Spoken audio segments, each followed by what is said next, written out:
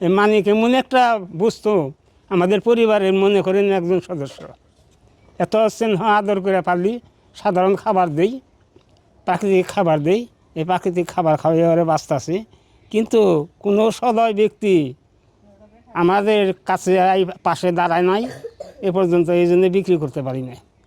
আমি আশা করি, দেশবাসীর কাছে আশা করি একজন সদয়মান ব্যক্তি, সুব্যক্তি এসে আমার মানিককে যেন ক্রয় করে কোরবানি দেয়।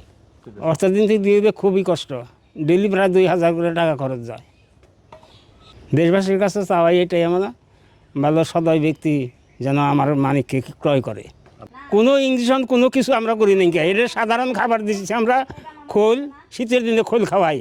আর এখন বর্তমানে 2 কেজি ছোলা আর 2 কেজি ছোলা সকালে, 2 কেজি ছোলা বিকালে, আর সাধারণ গমের ভুসি আর তাজা ঘাস।